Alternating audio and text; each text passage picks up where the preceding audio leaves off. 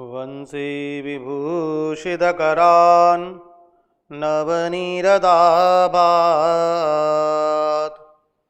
पीताम्बरात् अरुणबिम्बफलादरोष्ठात् पूर्णेन्दुसुन्दरमुखात् अरविन्दनेत्रात्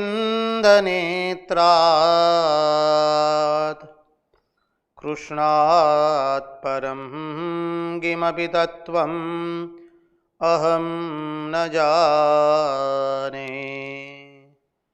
कृष्णात् परं किमपि तत्त्वम् अहं न जाने। स्वस्ति श्रीगणेशाय नमः। व श्रीसरस्वत्यै नमः। श्रीगुरुभ्यो नमः। वक्रतुण्डमहाकाय सूर्यकोटिसमप्रभ निर्विघ्नं कुरु मे देव सर्वकार्येषु सर्वदा। नारायणं नमस्कृत्य नरं चैव नरोत्तमं देवीं सरस्वतीं व्यास ततो जयमुदीरयेत्।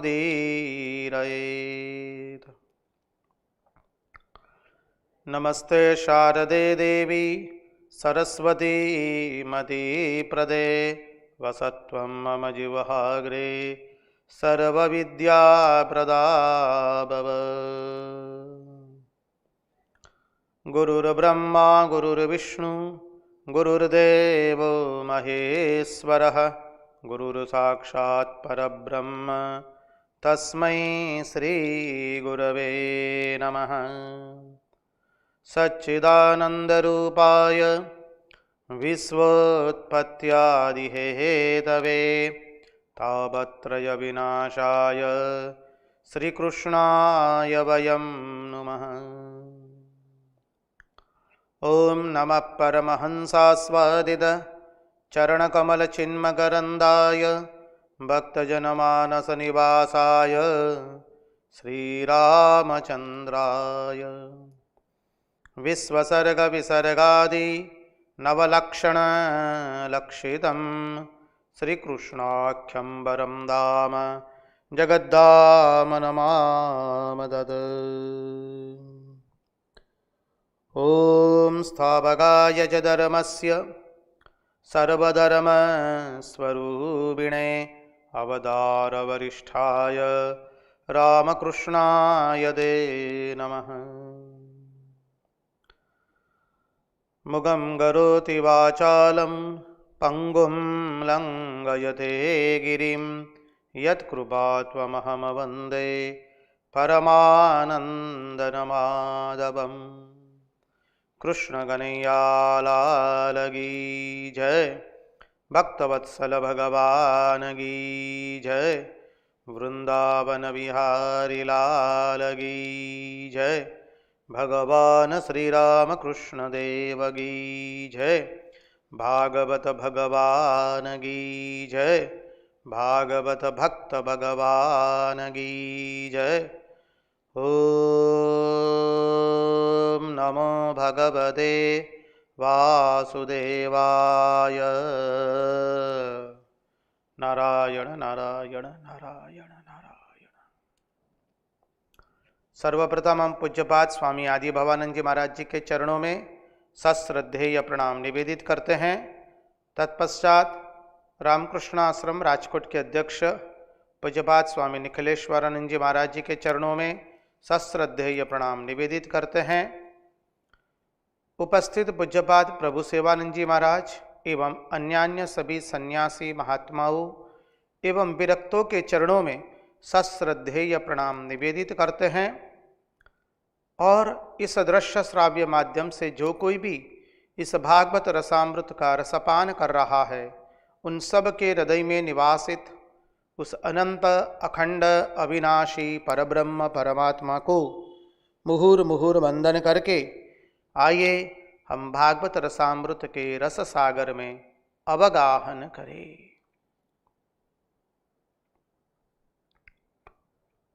यस्वानुभावमखिलश्रुतिसारमेकम् अध्यात्मदीपमतितीतिर्षतां तमोन्धम् संसारिणां करुणयाः पुराणगुह्यम् तं व्याससूनुमुपयामि गुरुं मुनीनाम् तं व्याससूनुमुपयामि गुरुं मुनीनाम्। कृष्णाय वासुदेवाय हरये परमात्मने प्रणतक्लेशनाशाय गोविन्दाय नमो नमः। नारायण नारायण नारायण नारायण नारायण।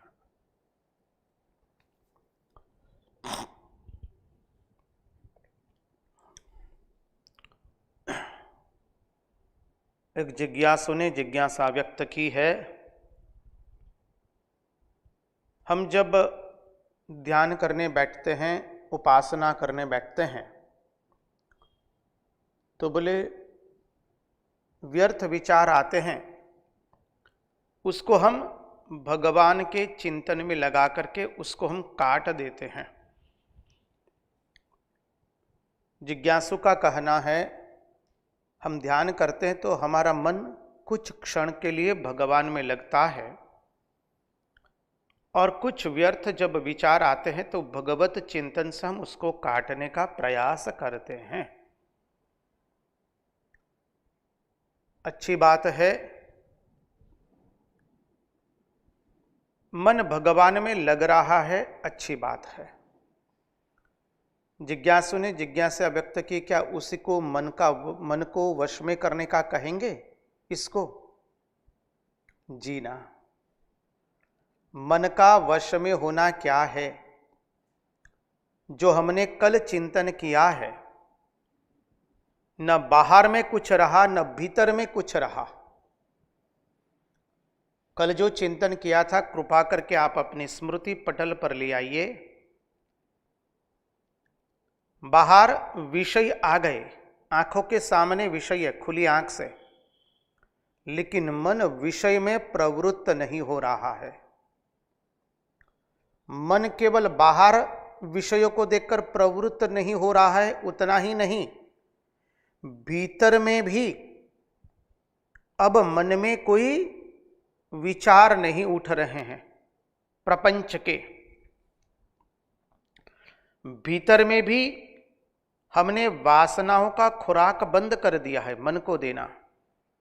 जो कल चिंतन किया था, बाहर के विषय तो आए, लेकिन मन उस विषय में प्रविष्ट होता नहीं है, और भीतर में मन खाली खटपट नहीं कर रहा है। अब जब विषय का नहीं चिंतन कर रहा है तो प्रपंच का, व्यर्थ विचारों का चिंतन करता है हमारा मन। हम ही स्वयं मुंगेरी लाल के हसीन सपने देखने बैठ जाते हैं जी। बोले वो भी बंद हो गया है, बाहर से विषय भी बंद है और भीतर से वृत्ति भी, जो जगत के विषयों की वृत्ति है, व्यर्थ चिंतनों की वृत्ति, वो भी बंद हो गई है, और केवल भगवत चिंतन हो रहा है। भगवत चिंतन के अतिरिक्त और कुछ भी नहीं हो रहा है, और तब बाहर भीतर का भेद नहीं रहा है। खुली आंख से भी वही दर्शन है भगवान का चिंतन, बंद आंख से भी वही भगवान का चिंतन है।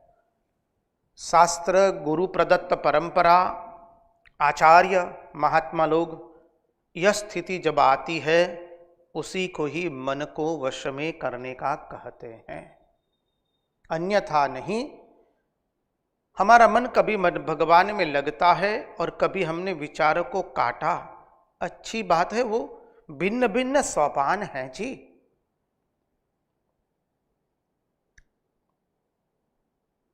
आप अपने उपासना मार्ग में रहिए, आगे अपने गुरु से मार्गदर्शन लीजिए। जिस गुरु परंपरा से आप ध्यान करते हैं, जिस गुरु प्रदत्त मंत्र का जप करते हैं, लेकिन यह जो अवस्था है वो मन का वश में होना, वो अवस्था नहीं है। तो हम आगे चले। परमहंस शिरोमणि भगवान सुखदेव जी महाराज जी के चरणों का आश्रय लेकर के एकादश स्कंद के अंतर्गत अवधूत दत्तात्रेय जी ने मकड़ी से क्या सीखा, वो हम देख रहे थे। 23वां गुरु है मकड़ी, और हमने उसका चिंतन करते करते देखा था, देखिए एक जो बालक छोटा सा 10-15 दिन का ही बालक है, पालने में झूल रहा है, मां लोरिया गा रही है, वो समग्र ब्रह्मांड को अपने भीतर लेकर के बैठा है। यत पिंडे तत ब्रह्मांडे, यत ब्रह्मांडे तत पिंडे। जो ब्रह्मांड में है वही पिंड में है, और जो पिंड में है वही ब्रह्मांड में है। वो बालक कैसे अपने भीतर समग्र ब्रह्मांड को लेकर के बैठा है? बोले बालक जो है उसके पसीने आते हैं, पसीने से अनेक कीटाणु निकलते हैं, उसके श्वासोश्वास से अनेक कीटाणु निकलते हैं, और अनेक कुछ होता है। उस कीटाणु से दूसरे कीटाणुओं का जन्म हुआ, दूसरे कीटाणुओं से तीसरे कीटाणुओं का जन्म हुआ, श्रृंखला चली जा रही है। बालक लघु शंका गुरु शंका करता है, उससे कितने सारे कीटाणु निकलते हैं, उन कीटाणुओं से अन्य कीटाणुओं का निर्माण हुआ। श्रृंखला को पकड़िए कृपा करके। यहां उन कीटाणुओं से दूसरे कीटाणुओं का जन्म हुआ। हमारे शरीर के भीतर में असंख्य कीटाणु हैं, उनका जन्म हो रहा है, उनका पालन पोषण वहां हो रहा है, उनका संहार भी हो रहा है।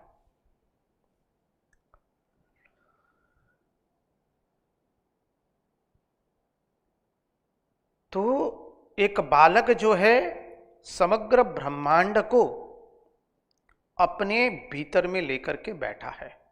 कल हमने विस्तृत रूप से इसका चिंतन किया था, दर्शन किया था। अब आज उसी दर्शन उसी सिद्धांत में आगे थोड़ा चले। एक उदाहरण के रूप में ले लीजिए, कोई पीपल का पत्ता, नीम का पत्ता या तुलसी का पत्ता। तुलसी जी है हमारे भगवान को तो अत्यंत प्रिय है। भगवान की पटरानी जो है, तुलसी विवाह होता है तो भगवान तुलसी जी को तो सब समय अपने वक्षस्थल से लगा के रखते हैं। तो तुलसी जी का पौधा सूख गया तो क्या होता है, उसमें से अनेक कीटाणु उत्पन्न होते हैं। आप सब जानते हैं, हम बचपन में पढ़े हैं बायोलॉजी के अंतर्गत, जीव विज्ञान के अंतर्गत। तो पन्ना सूख गया, पौधा सूख गया, उसमें से अनेक कीटाणु निकले। उन कीटाणुओं ने दूसरे कीटाणुओं को जन्म दिया, दूसरे असंख्य कीटाणु हो गए। असंख्य कीटाणुओं से और असंख्य कीटाणु बने, और उन असंख्य कीटाणुओं में से कतिपय कीटाणुओं को चिड़िया ने खाया। अब चिड़िया ने खाया तो उसने और चिड़ियों को जन्म दिया, वहां से और चिड़ियों का जन्म हुआ। श्रृंखला चली जा रही है। उस चिड़ियों को बहेलिया ने पकड़ा, उसको उसने खाया, या पशु खा गए, बिल्ली खा गई। गिन लीजिए जो गिनना है। चील उड़ रहा था, चील ने देखा चिड़िया को, उसने चिड़िया को खा लिया। उससे दूसरे चील का जन्म हुआ, दूसरे चील से और एक चील का जन्म हुआ। देखिए श्रृंखला को समझने का प्रयास कीजिए। यहां पर इस सृष्टि की श्रृंखला को, जिसे आप अंग्रेजी में चेन कहते हैं, तो उस श्रृंखला को पकड़ने का प्रयास कीजिए। मनुष्य ने खाया, बहेलिया लेकर के चला गया, तो बहेलिया से उसके संतान जन्मे, उसके संतान से उसके संतान जन्मे। देखिए, एक तुलसी के पौधे के अंदर में भी असंख्य सृष्टि करने का शक्ति है। एक तुलसी के पौधे में से भी अनंत असंख्य सृष्टि हो सकती है। इसलिए कहता है हमारा शास्त्र, क्या कहता है? बोले एक एक कण भी सर्वशक्तिमान होता है,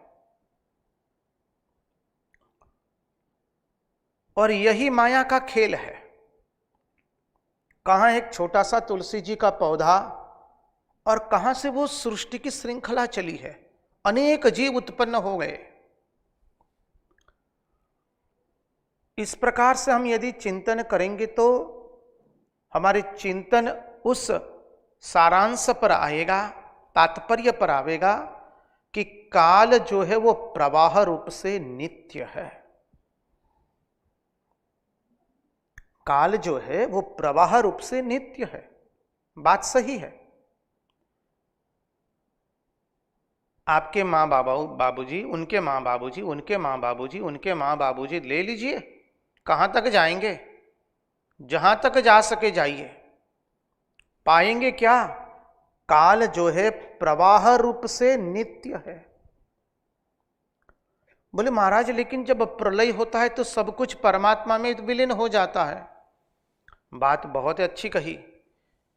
प्रलय हो जाता है, परमात्मा में लीन हो जाता है सब कुछ।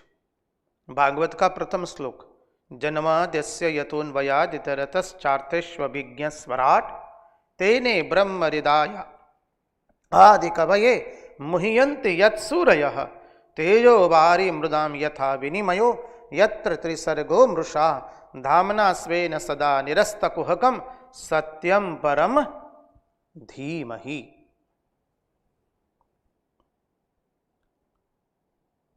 बोले समग्र सृष्टि तो उनके अंदर में विलीन हो जाती है जी, तो काल प्रवाह रूप से नित्य कैसे हुआ महाराज जी? तो नारायण सुना जाए जी, कैसे नित्य हुआ? बोले जब सृष्टि परमात्मा में विलीन हो जाती है महाप्रलय के बाद, किसने देखा सृष्टि विलीन हो रही है? तब देखा किसने? कोई देख पाया है? कोई नहीं देख पाया है। और फिर उसी महाप्रलय के बाद क्या होता है? सृष्टि का निर्माण होता है। वही परम पुरुष संकल्प करता है, एकोहम बहुश्याम प्रजायेयम, और फिर सृष्टि तत्व शुरू होता है। माया का उल्लास हुआ, महत तत्व निकला, महत तत्व से अहंकार निकला, तामसिक अहंकार, राजसिक अहंकार, सात्विक अहंकार, फिर विराट पुरुष का निर्माण हुआ। तो काल क्या है? प्रवाह रूप से नित्य है। एक छोटे से उदाहरण से हमने देखा,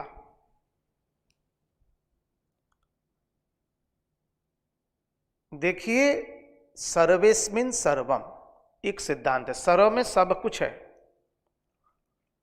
और एक छोटे से कण में भी समग्र ब्रह्मांड को निहित करने की शक्ति है। एक छोटे सा छोटा कण, बालक जैसे समग्र ब्रह्मांड को लेकर भीतर में बैठा है, वैसा ही उसी उदाहरण से एक छोटा कण भी ले लीजिए। छोटा जो रज का कण उड़ रहा है, उसके भीतर में भी उतनी ही शक्ति है। आजकल तो लोग क्वांटम फिजिक्स और क्या क्या फिजिक्स पढ़ते हैं, तो उसमें तो अच्छी तरह से विज्ञान बताता भी है। हमारा अध्यात्म शास्त्र भी यही बताता है। एक छोटे से कण में भी बोले समग्र ब्रह्मांड को निहित करने की शक्ति है। एक छोटे से कण में समग्र ब्रह्मांड भरा हुआ है। और यह सृष्टि कहां तक जाएगी? यदि हम सोचे कि सृष्टि कहां तक जाएगी, तो देखना कि एक एक कण में ब्रह्मांड छिपा हुआ है। वो विश्वंभरी स्तुति में आता है, खाली न कोई स्थल छे विण आपदारो ब्रह्मांड मा अणु अणु मही वास तारो।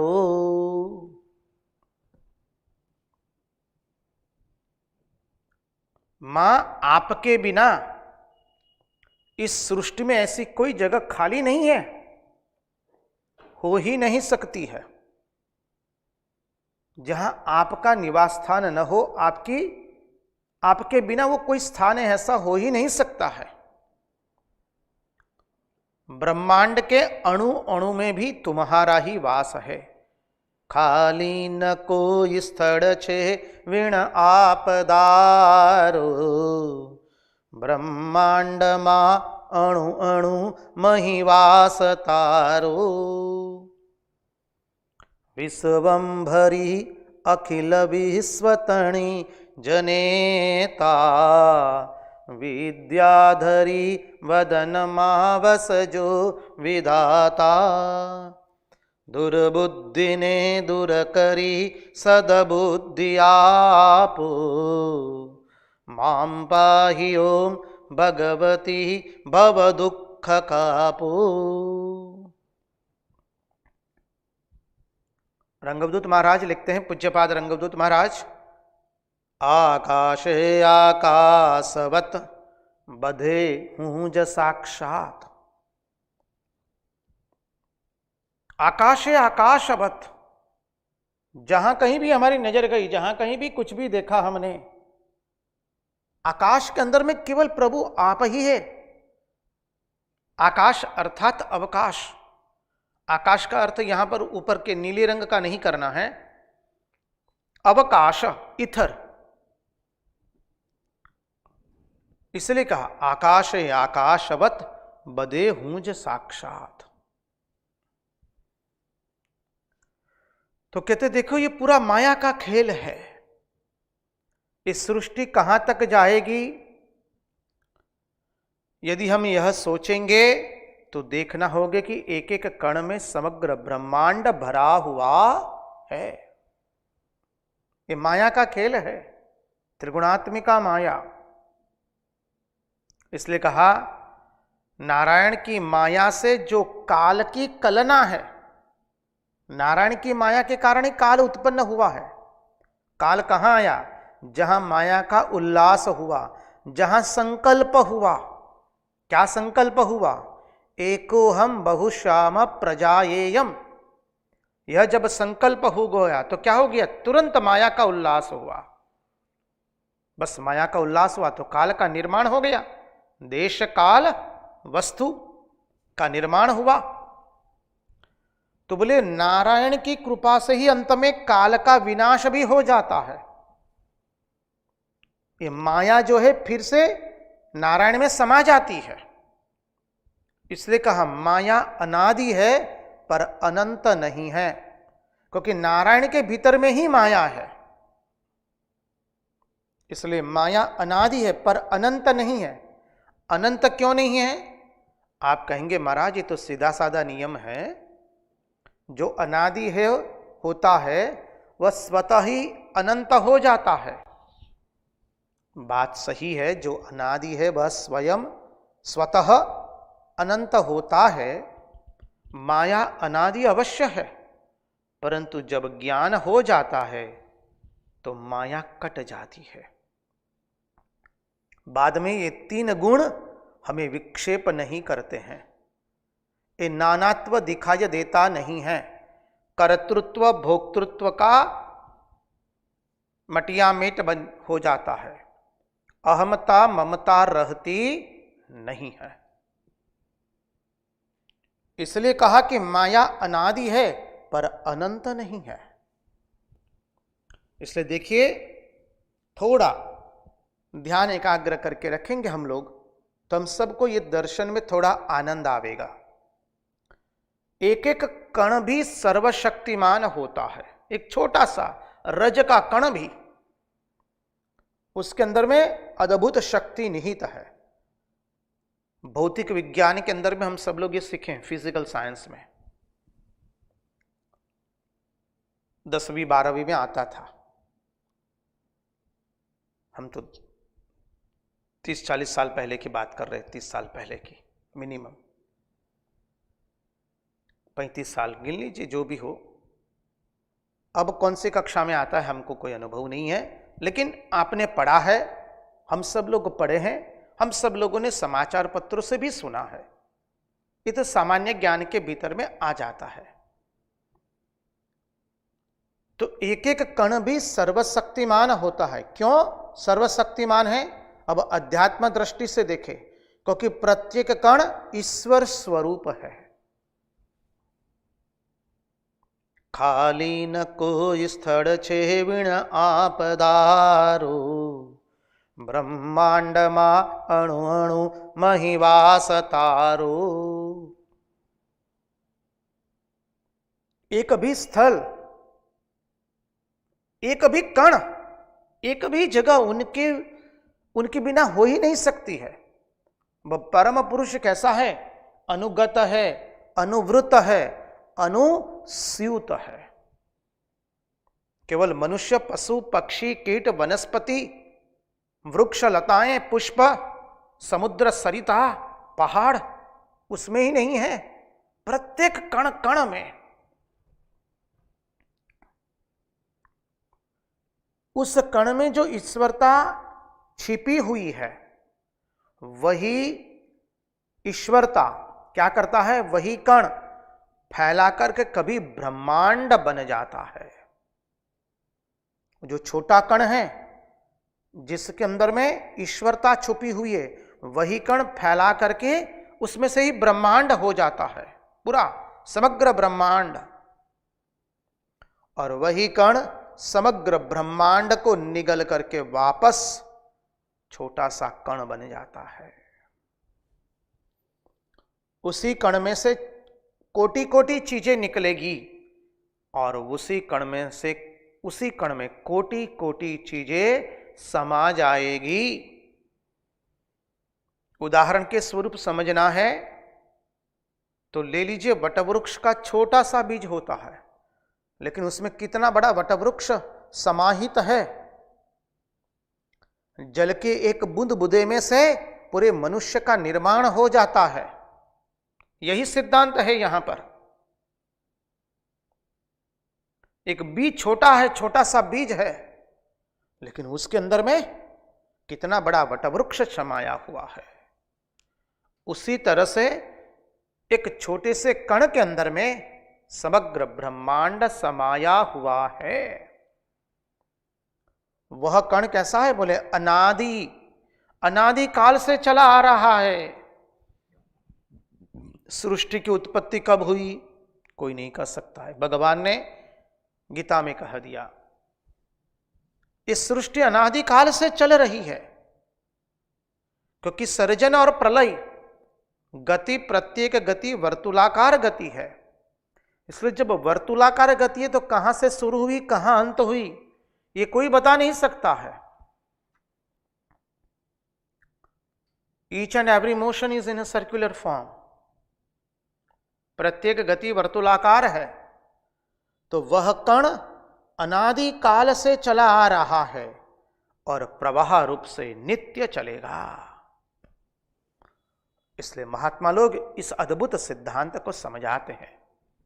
बलिहार हो जाते जब महात्माओं के चरणों में बैठ करके ये तत्वार्थ समझने का प्रयास करते हैं।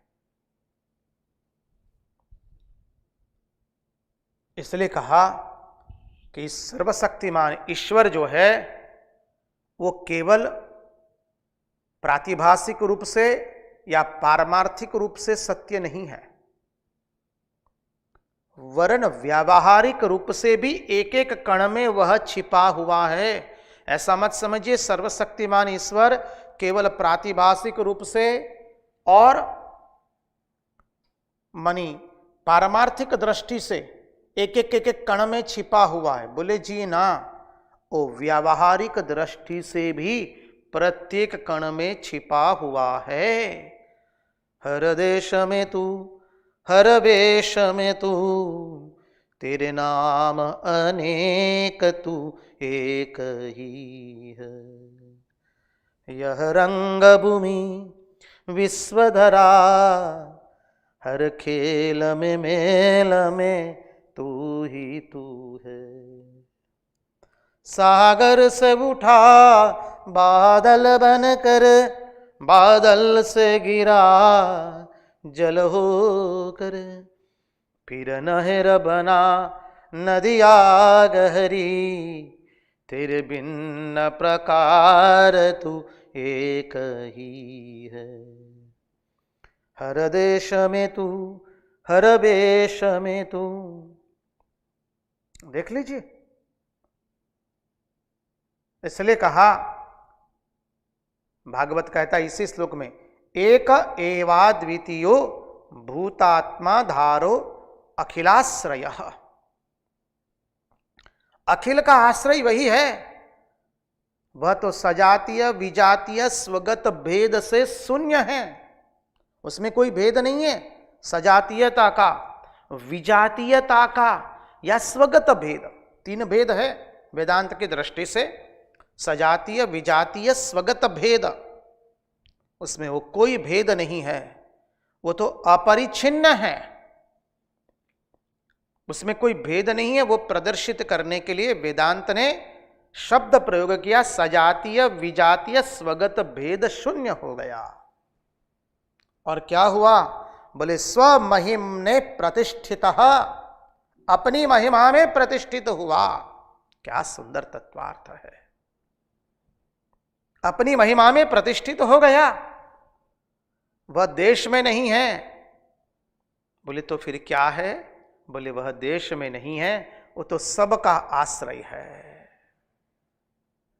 सबका अधिष्ठान है, सर्वावधिष्ठान, सबका अधिष्ठान है। उसकी सत्ता से सबकी सत्ता है, उसके प्रभाव रूप काल ने संपूर्ण शक्तियों को उस समय समता में डाल दिया है। उसका प्रभाव ही ऐसा है, समस्त शक्तियों को उसने समता में डाल दिया। इस वाक्य को समझने का प्रयास करें। समस्त शक्तियों को उसने समता में डाल दिया। जब हमने सांख्य की दृष्टि से इस सृष्टि तत्व देखा था, तब पहला ही सिद्धांत आता है, जब तीनों गुण सत्वगुण, रजोगुण और तमोगुण समता में होते हैं। अंग्रेजी में कहे तो when it is equilibrium then there is no सृष्टि। तीन गुण जब समता में होते हैं तब सृष्टि होती नहीं है। उसमें विचलन पैदा हुआ। कब विचलन पैदा हुआ? परम पुरुष ने संकल्प किया। क्या संकल्प किया? एकोहम बहुश्याम प्रजायेयम।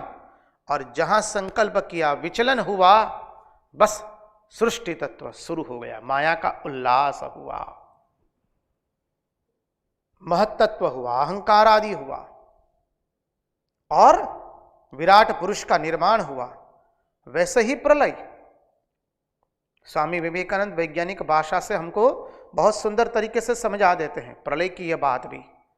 Matter dissolves into liquid, liquid dissolves into gases, gases dissolves into heat vibration and heat vibration dissolves into akash. All action and repulsions, all attraction and repulsions dissolve into prana. Akash and prana dissolves into prakriti. Prakriti dissolves into purusha. तो वह स्वयं प्रकाश सर्वावधिष्ठान, वही एकमात्र सत्ता कब रहती है?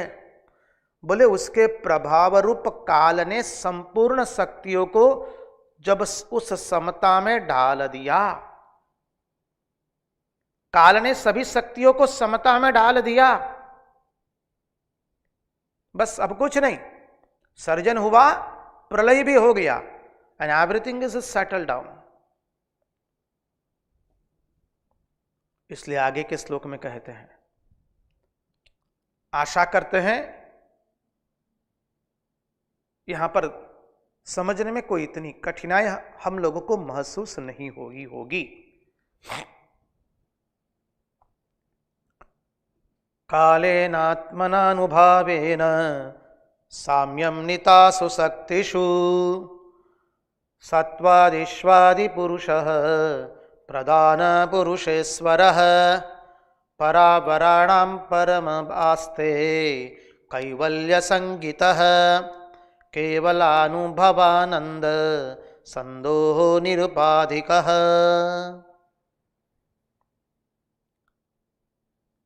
क्या कहते हैं? सभी सत्व आदि गुण सब उसमें समा गए, सब गुण उसमें समा गए। सर्जन से प्रलय की प्रक्रिया समझ लीजिए। सभी गुण, माया के 3 गुण है, इसलिए कहते त्रिगुणमयी माया। माया के 3 गुण कौन से? सत्वगुण, रजोगुण, तमोगुण। और वो सत्व रज तम अब क्या हुआ? बोले उस परम तत्व में समा गए, प्रकृति में समा गए। प्रकृति किस में समा गई? बोले परमात्मा में। याद रखिए, सांख्य सिद्धांत में, सांख्य के तत्वार्थ में, सांख्य के सिद्धांत में कहीं माया शब्द का प्रयोग नहीं है, प्रकृति शब्द है। अद्वैतवादी माया कहते हैं। अब अद्वैतवादियों ने कहा बात सही है, उसी माया को सांख्य प्रकृति कहता है। नाम अलग अलग है, बात वही है। इसलिए जब सांख्य की बात करेंगे तो हम केवल प्रकृति शब्द का ही प्रयोग करेंगे। तो बोले सत्वगुण, रजोगुण, तमोगुण उसी में समा गया। फिर क्या हुआ? प्रकृति बोले उसी में समा गई। अब सत्वगुण, रजोगुण, तमोगुण समा गए तो क्या हुआ? बोले जो ब्रह्मा विष्णु महेश है वो तो त्रिगुणात्मक देवता है। ब्रह्मा जी सर्जन करते हैं, विष्णु भगवान पालन करते हैं, और शिव रुद्र स्वरूप में संहार करते हैं। माया विशिष्ट चैतन्य, याद कीजिए, सांख्य तत्व से ये सृष्टि तत्व, सांख्य की दृष्टि से सृष्टि तत्व का चिंतन माया विशिष्ट चैतन्य हुआ है। तो ब्रह्मा जिस सृष्टि करते, इसलिए उनका लाल रंग क्या है? लाल रंग है। विष्णु पालन करते हैं तो बोले पीला रंग है। और सफेद रंग भी कह सकते हैं। और रुद्र जो है वो काला है, क्योंकि संहार करते हैं। उसका हमने चिंतन किया था, इलेक्ट्रॉन, प्रोटॉन एंड न्यूट्रॉन से। न्यूट्रॉन क्या है? बोले Vishnu. Electron, proton, positive, negative, बस वही सिद्धांत है, माया विशिष्ट चैतन्य। तो सभी ब्रह्मा आदि सभी देवता, सभी जीव, मनुष्य, पशु, पक्षी, कीट, स्थावर, जंगम, लताएं, वृक्ष, पुष्प, समुद्र, सरिता, पहाड़, कण कण, सब कुछ उसमें समा गया, कुछ बचा नहीं, उस परम पुरुष में समा गया। अब ऐसा मत सोचिए कि वो परम पुरुष देश काल निमित्त में है और उसमें कुछ समा गया। जी ना, वो देश काल निमित्त से परे हैं, देश काल वस्तु से परे हैं। It is above time space causation. And our problem is we are trying to think about that which is above time space causation, but by remaining in the limitation of time space causation. देश काल वस्तु की मर्यादा में रह करके हम जो देश काल वस्तु से परे हैं उसका चिंतन कर रहे हैं।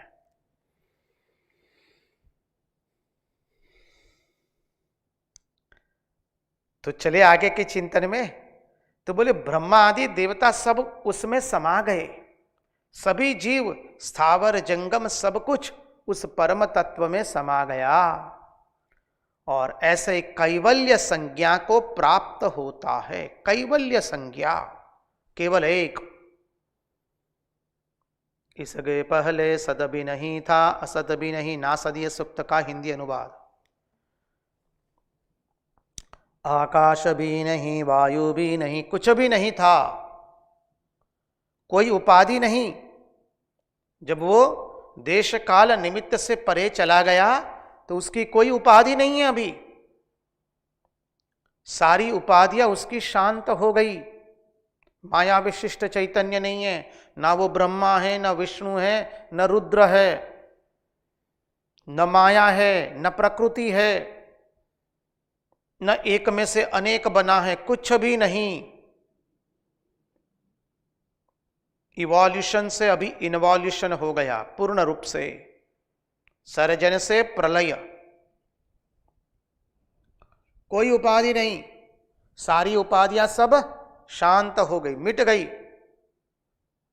और केवल निर्विशेष ज्ञान स्वरूप, आनंद स्वरूप सत्ता ही उस वक्त विराजमान है, विद्यमान है, और कोई सत्ता विद्यमान नहीं है। इसलिए बार बार हम पुनः पुनः आपको ले जाते हैं भागवत के प्रथम स्कंद के प्रथम श्लोक के अंदर में, जन्माद्यस्य यतोऽन्वयादितरत चार्थेष्वभिज्ञस्वराट्।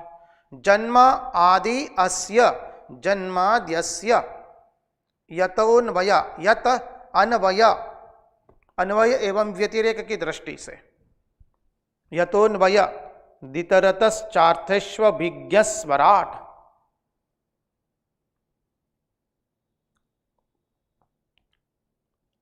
तो बोले अंत में वो क्या रहा? वही अनंत तत्व, ज्ञान स्वरूप, सत्य स्वरूप, आनंद स्वरूप, सच्चिदानंद।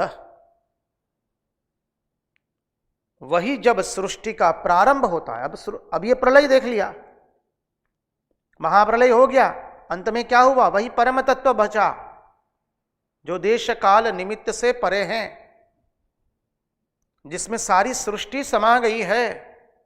और जब सृष्टि का सर्जन होगा तो क्या होगा?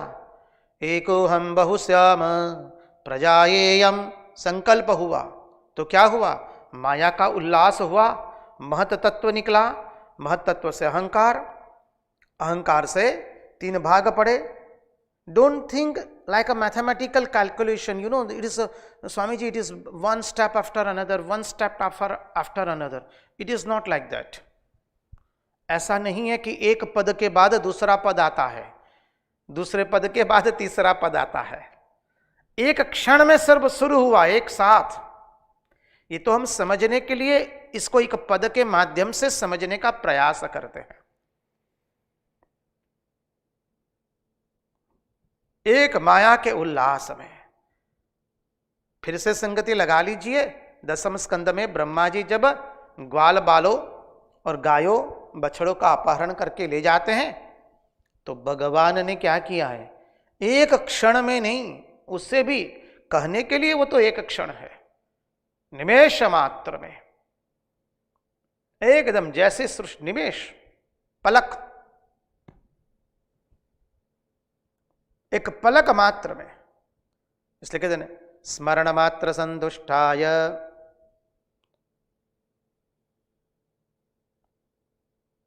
विशेषण दिया गया है भगवान के लिए।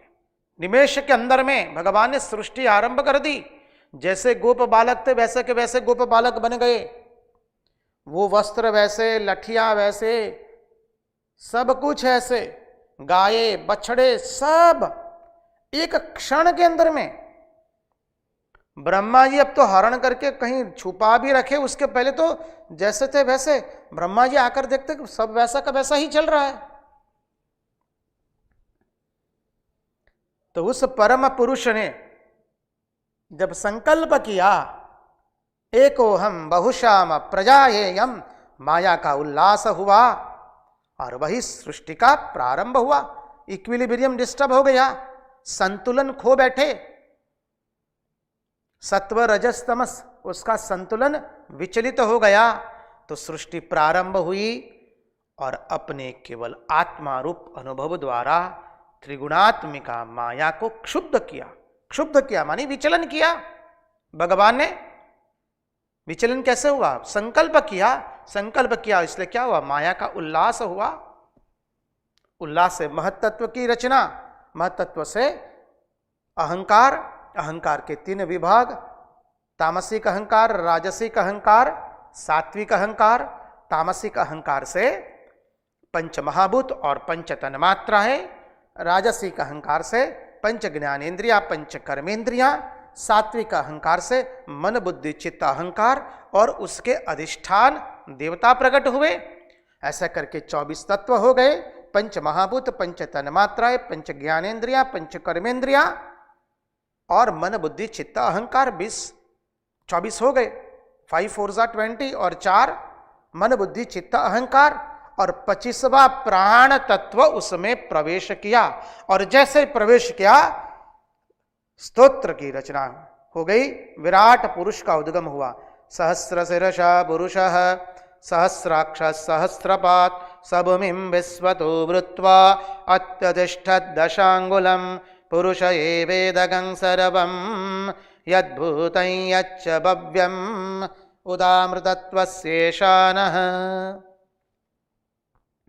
शुरू। तो कहते हैं यह सब बातें मैंने कहां से सीखी। अब मूल बात पर तो आ जाएं। बोले ये सब बातें मैंने मकड़ी से सीखी। बोले मकड़ी से, किस तरह से? बोले हाँ आपको बताते हैं। मकड़ी से क्या सीखा? बोले यही सीखा। कैसे सीखे?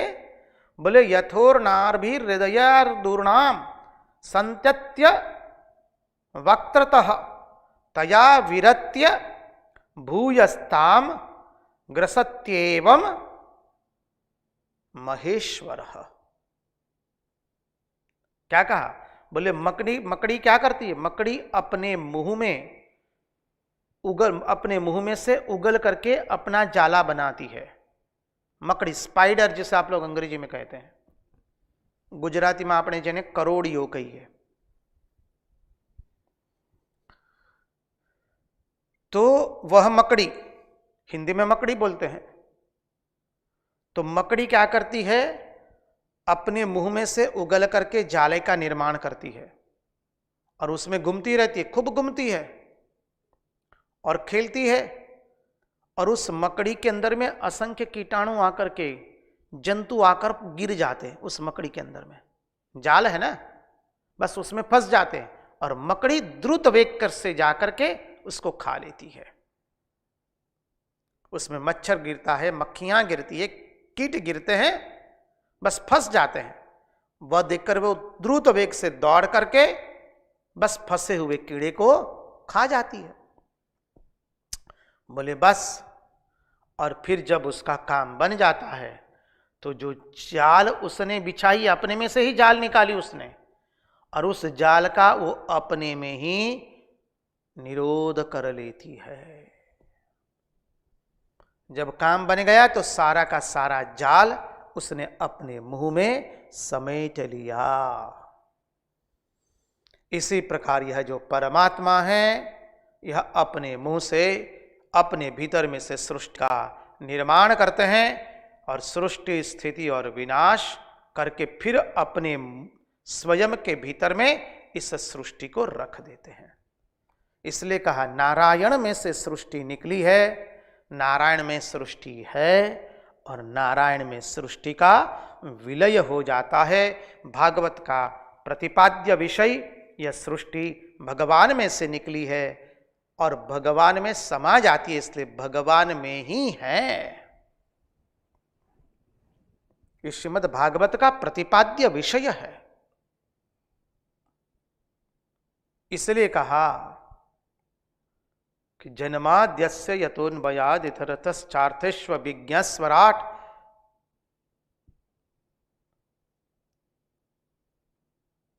बोले ये मकड़ी से मैंने सीखा। मकड़ी जैसे अपने मुंह में से उगल करके पूरा जाल बिछाती है, फिर काम होने पर उस जाल का बस निगल देती है, उसी तरह से ये समग्र ब्रह्मांड, समग्र सृष्टि, अनंत कोटि ब्रह्मांड, अनंत सृष्टि भगवान में से निकली है, भगवान में हैं और भगवान में ही विलीन हो जाने वाली है। आगे का सिद्धांत बहुत सुंदर है। आगे क्या मकड़ी सीखती, आगे अवधूत दत्तात्रेय क्या सीखते हैं वो देखने के लिए हम प्रस्तुत हो जाए। 24वां गुरु अवधूत दत्तात्रेय का है भृंगी कीड़ा। भृंगी कीड़ा से क्या सीखा? आप सब लोगों ने देखा होगा, गांवों में भी देखा होगा, शहरों में भी हम देखे हैं कई जगह कि घरों में देखें तो एक कीड़ा जो है मिट्टी ला करके दीवार पर जमा देता है। दिखाई पड़ता है कि वो मिट्टी लेकर के आ रहा है और दीवार पर जमाए जा रहा है। असल में उसमें केवल मिट्टी नहीं होती है, वो क्या होता है, उसके भीतर एक कीड़ा होता है और वह उस मिट्टी के साथ आया है और उस मिट्टी में वह कीड़ा बंद हो गया है। अब ये जो पेशसकारी नाम का कीड़ा जो कीड़ा लेकर के आया है उसका नाम है पेशसकारी कीड़ा। तो होता क्या है, वह भंवरे की शक्ल का होता है भृंगी कीड़ा। वो भंवरे की शक्ल का पेशसकारी कीड़ा जब वो अन्य कीड़े को जब पकड़ता है तो वह कीड़ा इतना भयभीत हो जाता है कि वो अपनी आंखें मूंद लेता है और वो इतना भयभीत हो जाता है कि आंखें बंद कर लेता है और वो पेशसकारी कीड़ा उस कीड़े को लेकर के उस मिट्टी में डाल देता है, मिट्टी के भीतर में। अब इस कीड़े ने आंखें बंद रखी है।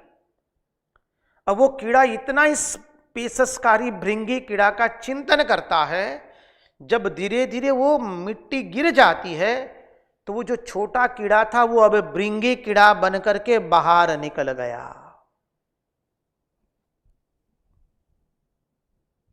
हम समझे, वह छोटा कीड़ा वो भृंगी कीड़ा नहीं था। वो तो जब पेशसकारी कीड़ा भंवरे के जैसा ही होता है, उसने उसको पकड़ा और मिट्टी में डाल दिया। वो भृंगी कीड़े से इतना भयभीत हो गया, उसने आंखें बंद कर ली और सतत उस कीड़े का ही चिंतन करने लगा। और जैसे मिट्टी गिर जाती है, जब अब वो कीड़ा नहीं रहा, वो भृंगी कीड़ा बन गया। बस वो जो कीड़ा बंद रहा, उस बंद करने वाले कीड़े की ही उसको याद रहती है। कीड़ा जो बंद हो गया वो किसका चिंतन करता रहता है? जिस कीड़े ने उसको मिट्टी के अंदर में बंद कर दिया है, उसी की याद उसको सदैव बनी रहती है। इसलिए वह पकड़ने वाले कीड़े की शकल वाला होकर उसमें से बाहर निकलता है। देखिए यहां पर क्या हुआ, वो इस शरीर को छोड़कर उसके रूप को प्राप्त हो गया, उसी का चिंतन करता रहता है भय के मारे। वो भय के मारे वो कीड़ा पेशसकारी कीड़ा यानी भृंगी कीड़ा का ही चिंतन करता रहता है। परिणाम स्वरूप वो भृंगी कीड़ा बन गया। ये शरीर के रहते हुए ही इसी जन्म में उसने अपनी जाति बदल दी, शकल बदल ली, सब कुछ बदल दिया, उसको अन्य रूप की प्राप्ति हो गई। चिंतन कीजिए। इसलिए क्या हुआ, बोले अतः इससे यह शिक्षा मिलती है कि यह मनुष्य समझ बूझकर यदि अपने मन को एकाग्र करे परमात्मा के चिंतन में, तो क्या होगा, हमारा स्वरूप परमात्मा का स्वरूप बन जाएगा। हम अपने मन को भगवान में लगावे, स्नेह से लगावे या द्वेष से लगावे, तत्वार्थ है कैसे भी लगाना है। कंस ने दुश्मन के भाव से भगवान की भजना की है, द्वेष भाव से भगवान की भजना की है कंस ने। सब समय उसको श्री कृष्ण ही दिखाई दे रहे हैं, श्री कृष्ण के अतिरिक्त और कुछ नहीं दिखाई दे रहा है। तो उसको भगवान की प्राप्ति हो गई। तो यहां पर कहते हैं आप किसी भी भाव से, प्रीति के भाव से या द्वेष के भाव से या दुश्मन के भाव से, किसी भी भाव से परमात्मा का चिंतन कीजिए तो हम परमात्मा स्वरूप बन जाएंगे। हम जिसमें भी मन लगावेंगे उसी स्वरूप का हम बन जाएंगे। इसलिए महात्मा लोग बताते हैं, आचार्य लोग बताते हैं, जब हम ध्यान करते हैं तो ध्यान हमें किसी व्यक्ति का नहीं करना है, ध्यान हमें केवल भगवान का करना है। जिसका ध्यान करेंगे उसके जैसा हमारा स्वरूप बनेगा, उसके जैसे धीरे धीरे हमारा स्वभाव बनता जाएगा। देखिए, आप जो छोटे बच्चों को देखते हैं जो विद्यालय में पढ़ते हैं या महाविद्यालय विश्व में पढ़ते हैं, वो सब बच्चे जो रात दिन पिक्चर देखते रहते हैं, सिनेमा देखते रहते हैं, चलचित्र देखते रहते हैं, उनकी अवस्था को देख लीजिए।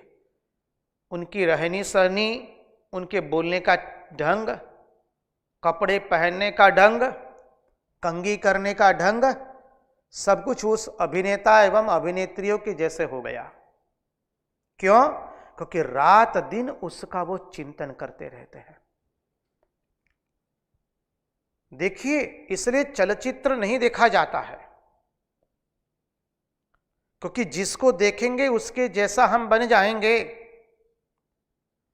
अभिनेता अभिनेत्री तो 1-2 मिनट संवाद बोल करके चले गए, जिससे आप लोग डायलॉग बोलते हैं, ठीक ना।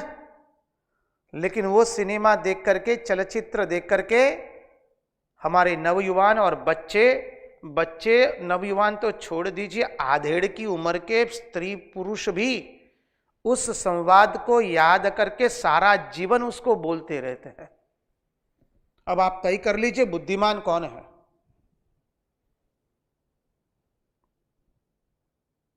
अभिनेता अभिनेत्री तो कुछ क्षण के लिए वो संवाद बोलते हैं, लेकिन उस संवाद को याद करके ये लोग सारा जीवन वो संवाद बोलते रहते हैं। यही दुर्दशा है। तो मूल तात्पर्य क्या है? जिसका हम रात दिन चिंतन करते हैं उसके जैसे हम बन जाते हैं। तो नारायण, हम रात दिन और किसका काहे को चिंतन करें? हमारा मन तो व्यक्ति, विषय और वस्तु में लगा ही रहा है। तो व्यक्ति, विषय और वस्तु में जहां जहां हमारा मन जाए, बोले वहां वहां हम भगवान को देखेंगे। यत्रैव यत्रैव मनोमदीयं तत्रैव तत्रैव तव स्वरूपं, यत्रैव यत्रैव शिरो मदीयं तत्रैव तत्रैव पदं गुरुते। जहां जहां हमारा मन जाए वहां वहां हम भगवान के स्वरूप को देखें। जे जे स्थड़े या मन जाय मारू, ते ते स्थड़े सद्गुरु रूप तारू। जहां जहां मुकु मस्तक हूं गुरु है, त्या त्या पद द्वंद्व तारा जसो है।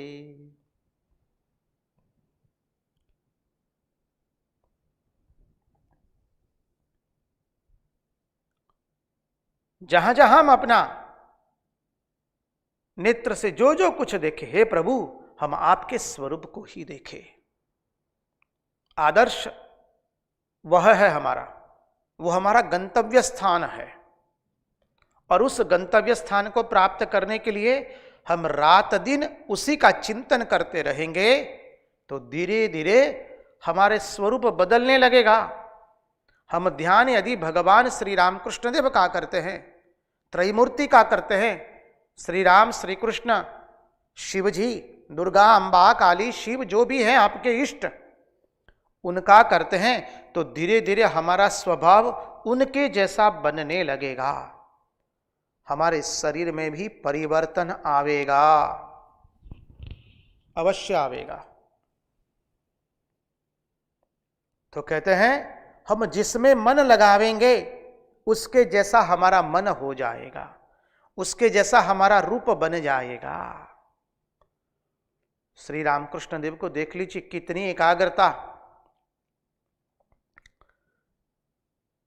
हम क्या क्या बताए।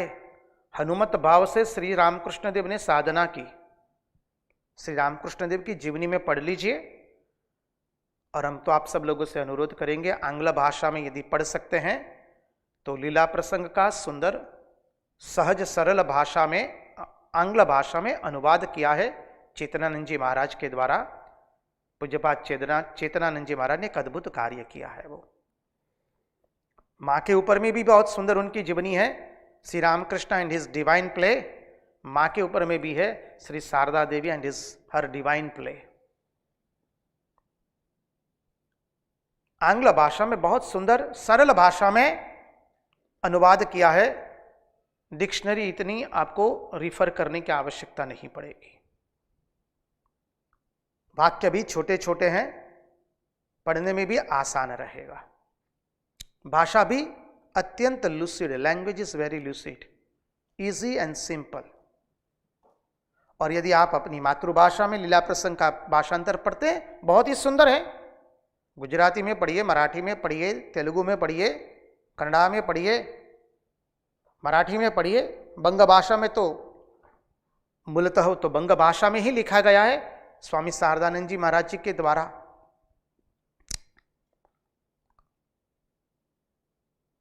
आप पढ़िए, उसमें भगवान श्री रामकृष्ण देव जब हनुमत भाव से साधना करते हैं तो वृक्ष पर चढ़ गए हैं, वहीं पर सारा दिन और रात श्री रामकृष्ण देव केवल राम नाम का जप कर रहे हैं। अब सोचिए, वहीं पर सब कुछ विसर्जन हो रहा है,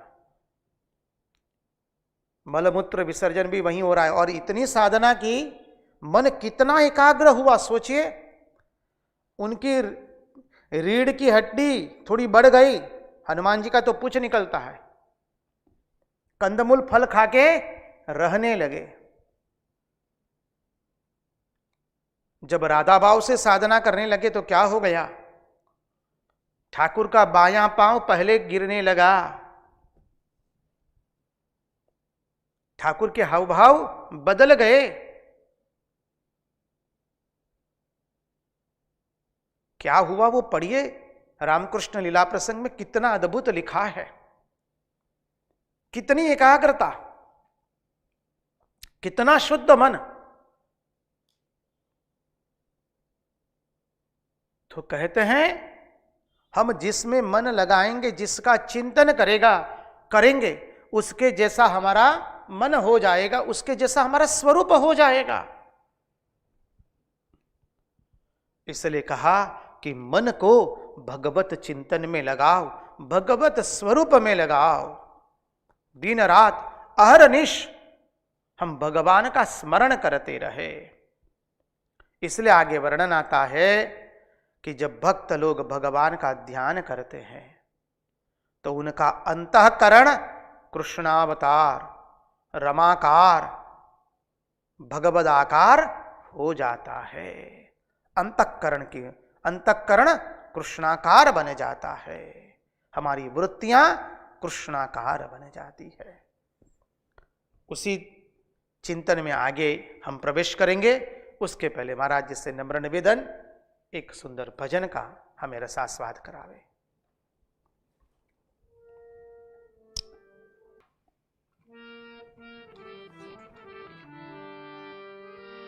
अलख निरंजन, अलख निरंजन, अलख निरंजन, अलख निरंजन।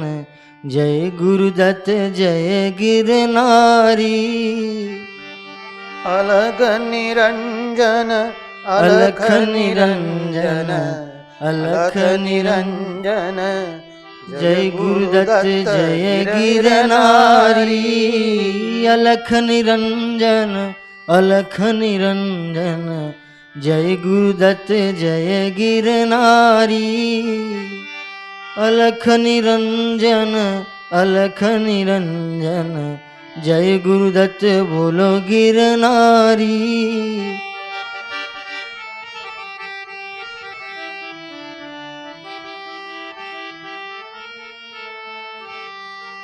ऊंचासन गिरनारू पर, माता अनुसूया न लाल तमें, ऊंचा आसन गिरनार ऊपर, माता अनुसूया न लाल तमें, दत्त दिगंबर अवधूत योगी, दत्त दिगंबर अवधूत योगी, अजर अमर गुरु अवतारी, अलख निरंजन अलख निरंजन, जय गुरुदत्त जय गिरनारी।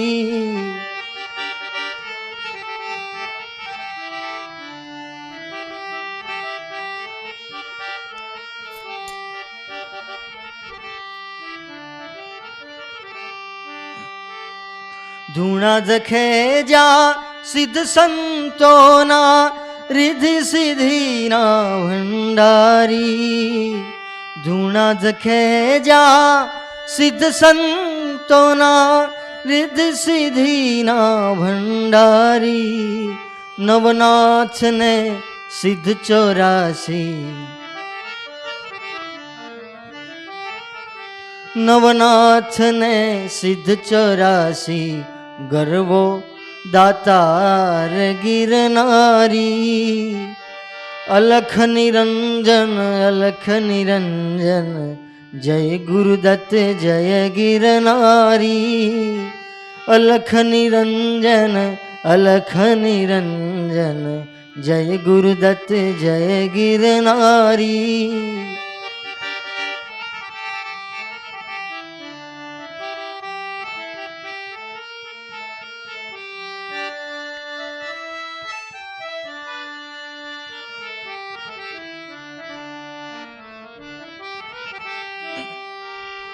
अठारे वरण जा जात रहे आवे, नमन करे छे नर नारी, अठारे वरण जा जात रहे आवे, नमन करे नर नारी, दाम कुंड में स्नान करता,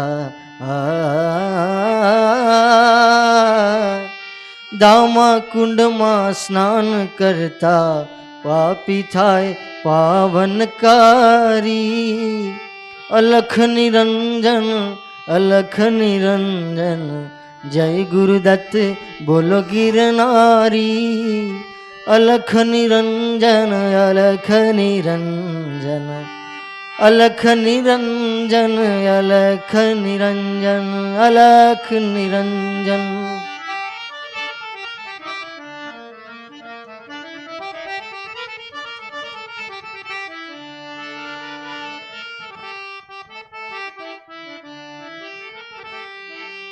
हरिहर नो जा साद पड़े छे, धजा धर्मनी फरकावी, हरिहर नो जा साद पड़े छे, धजा धर्मनी फरकावी, संतो भक्तो निरावटियो मां, संतो भक्तो निरावटियो मां, गुरु गमवाणी संभळाणी, अलख निरंजन अलख निरंजन, जय गुरुदत्त जय गिरनारी, अलख निरंजन अलख निरंजन।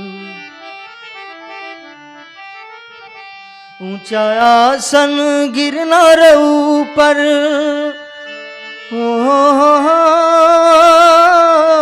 ऊंचा आसन गिरनार ऊपर, माता अनुसूया न लाल तमें, दत्त दिगंबर अवधूत योगी,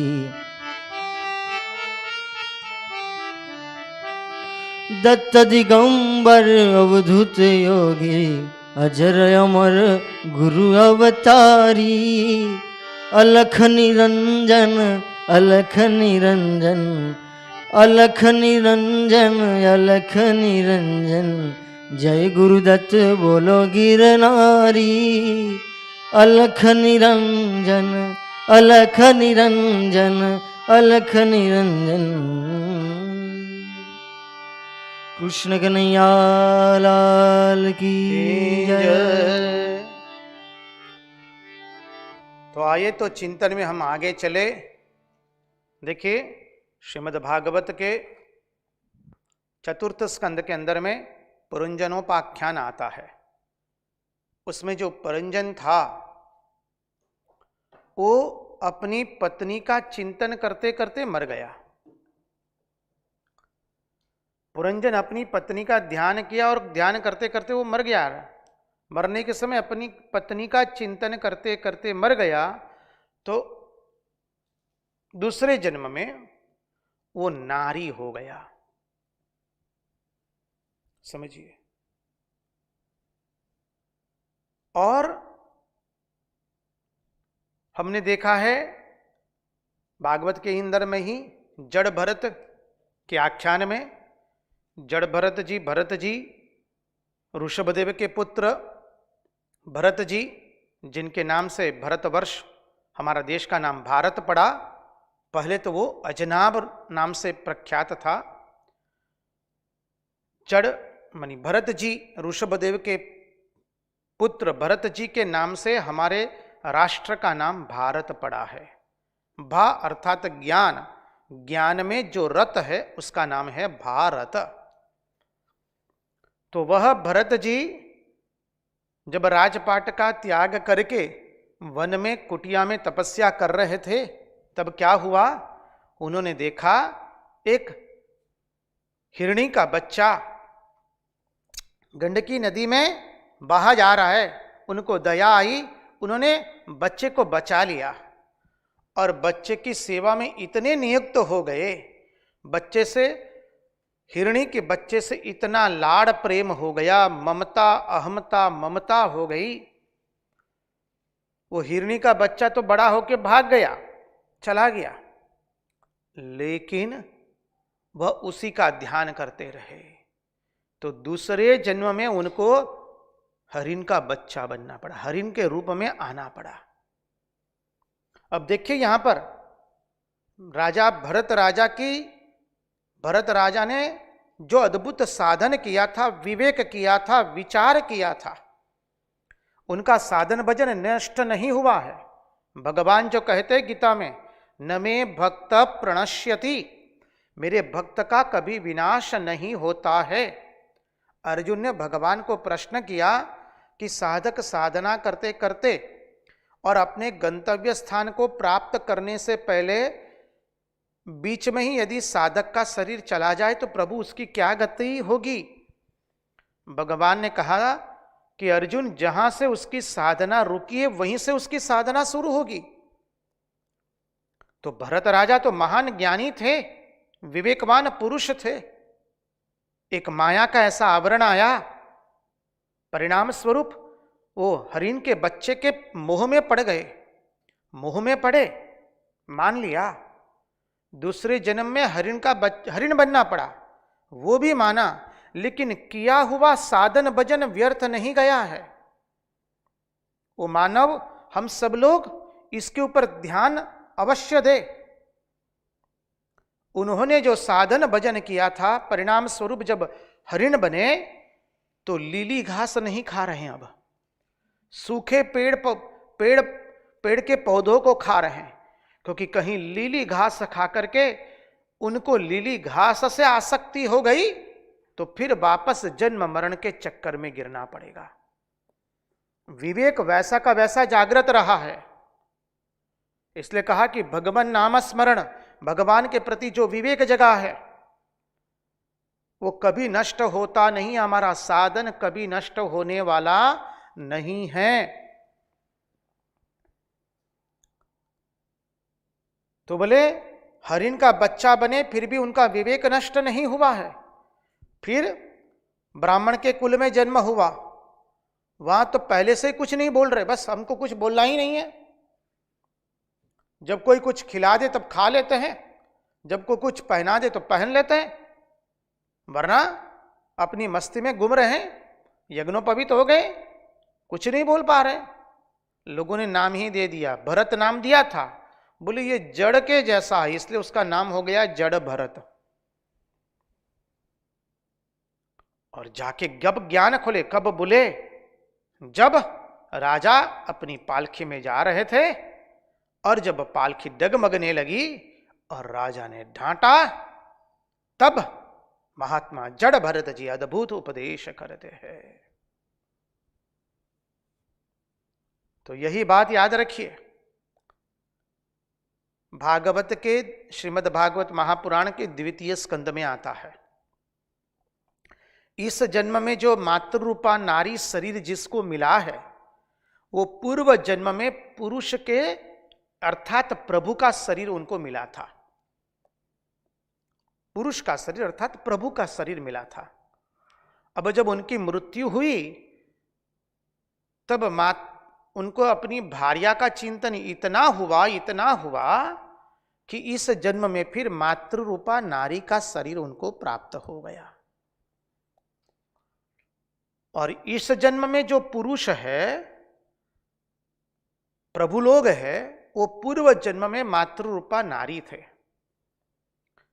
मातृरूपा नारी जब अपना प्राण त्याग करती है तो पुरुष का इतना चिंतन किया, प्रभु का इतना चिंतन हो गया पुरुष का, कि इस जन्म में फिर पुरुष का शरीर मिल गया।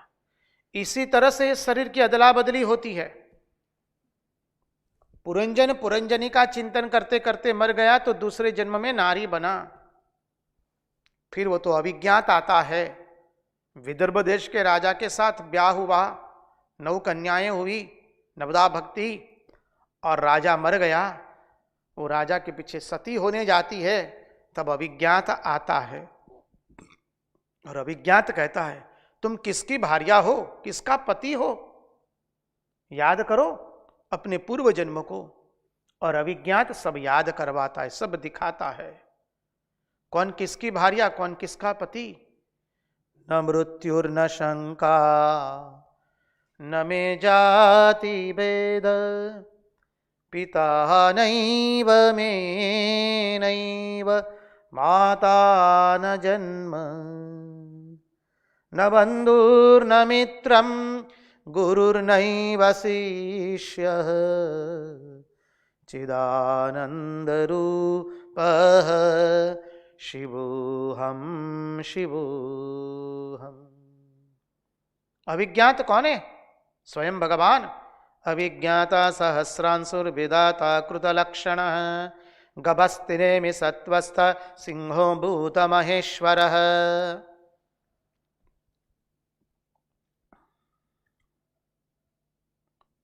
तो चिंतन करे। श्रीमद् भागवत कहता है इसी तरह से शरीर की अदला बदली होती है। जो पूर्व जन्म में पुरुष थे, इस जन्म में नारी बने हैं। जो पूर्व जन्म में नारी थे, वो इस जन्म में पुरुष बने हैं। इसी तरह से सृष्टि में अदला बदली होती रहती है। तो यदि स्त्री पुरुष की आसक्ति में ही मनुष्य यदि फंस गया, तो फिर क्या होगा? पुनरपि जननम पुनरपि मरणम पुनरपि जननी जठरे शयनम, यह संसारे खलु दुस्तारे, कृपया पारे पाहि मुरारे, भज गोविंदम गोविंदम भज मूढ़मते। नारायण नारायण नारायण नारायण। इसलिए कहते हैं देखो, पुरुष को नारी का चिंतन नहीं करना चाहिए और नारी को पुरुष का चिंतन नहीं करना चाहिए। हम ध्यान करेंगे, चिंतन करेंगे तो किसका करेंगे? हमारे भगवान का चिंतन करेंगे। किसी व्यक्ति, वस्तु और स्थान का चिंतन नहीं करेंगे।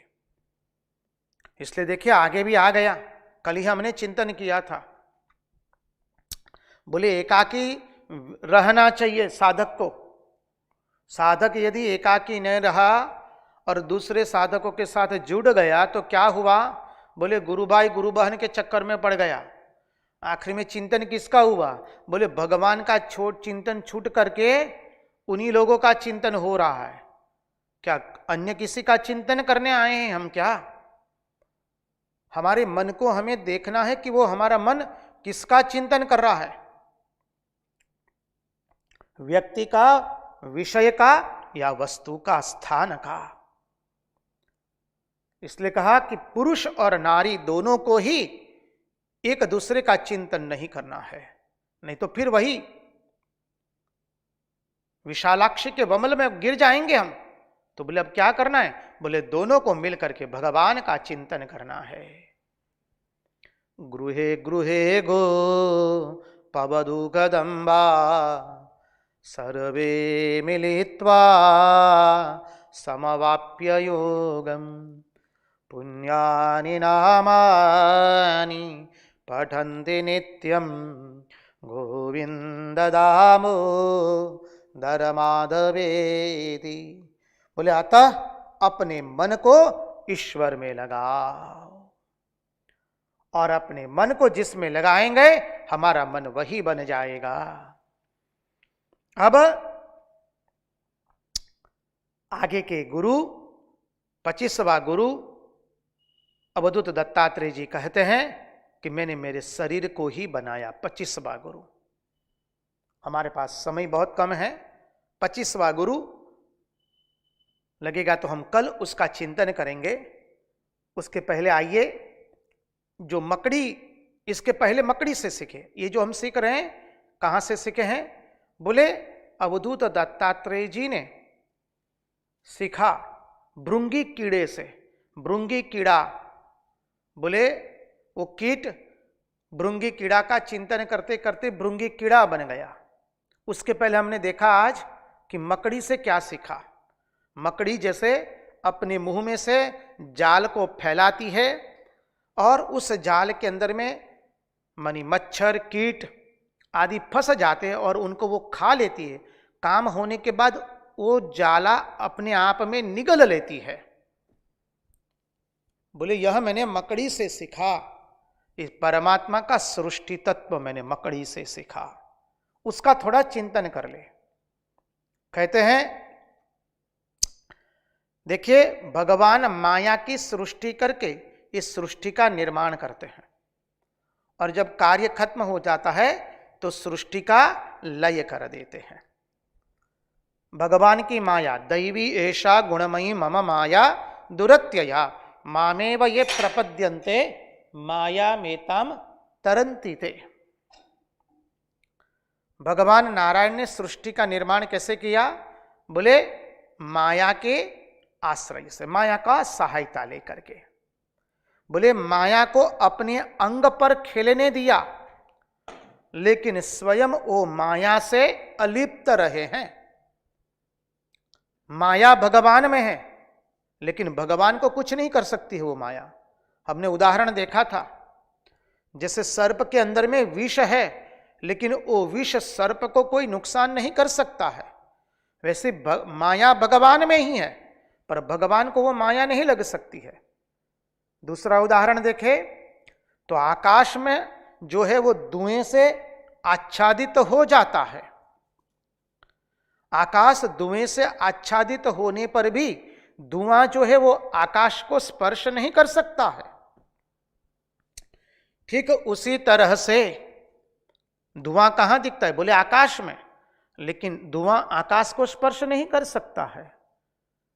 तो माया भगवान में है, पर भगवान को माया स्पर्श नहीं कर सकती है।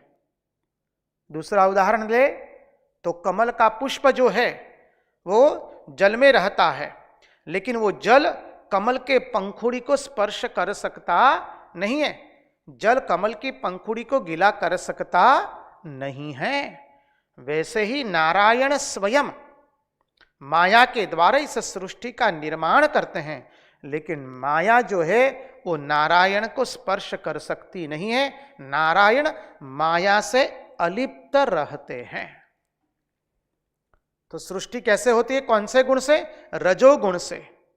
रजोगुण से सृष्टि होती है, सत्वगुण से पालन होता है, और तमोगुण से संहार होता है। तो ये जो माया है वो क्या है? बोले वो भगवान के अधीन है। माया भगवान के अधीन है, इसलिए अंत में भगवान में ही माया विलीन हो जाती है। इसलिए देखा जाए तो संहार करता कौन है? नारायण ही है। सृष्टि स्थिति विनाशानां शक्तिभूते सनातनी गुणाश्रये गुणमये नारायणी नमोस्तुते। देखिए भिन्न भिन्न अलंकार है, चंद्रहार है, कड़ा है, अंगूठी है, कुंडल है, नथनी है, गले में बड़ा चंद्रहार पहना है, करधनी है, उन सबको यदि पिघला दे तो सोना ही रहने वाला है। एक सोने से ही भिन्न भिन्न आकार बने हैं। हमने ये विस्तृत रूप से देखा है, संक्षिप्त में देख रहे हैं द्रुत गति से। तो भिन्न भिन्न जो अलंकार है उसको यदि पिघला दिया जाए तो अंत में क्या रहता है? केवल सोना ही, सुवर्ण ही रह जाता है। सूर्य के प्रकाश में तारे ढक जाते हैं, समझिए। उसी तरह से ग्रीष्म काल के अंदर में पृथ्वी में जितने बीज हैं वो सूख जाते हैं। सब प्रकार के बीज लय हो जाते, लीन हो जाते। ग्रीष्म काल में कोई बीज मिलेगा नहीं ग्रीष्म काल में। वैसे ही एक अद्वितीय परमात्मा के अंदर में समग्र सृष्टि का लय हो जाता है।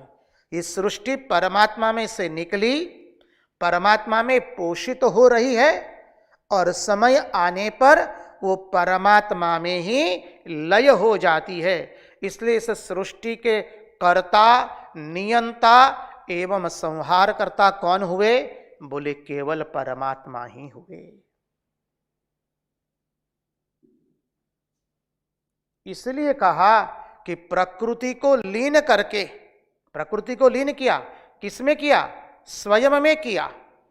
प्रकृति को लीन करके निरुपाधिक सुख मूर्ति, सजातीय विजातीय स्वगत भेद रहित उस परम तत्व, बस वही सृष्टि के उत्पत्ति काल में फिर से सृष्टि का सर्जन करते हैं।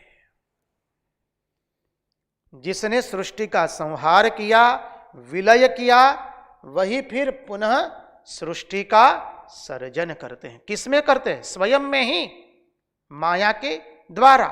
माया परमात्मा के अधीन है।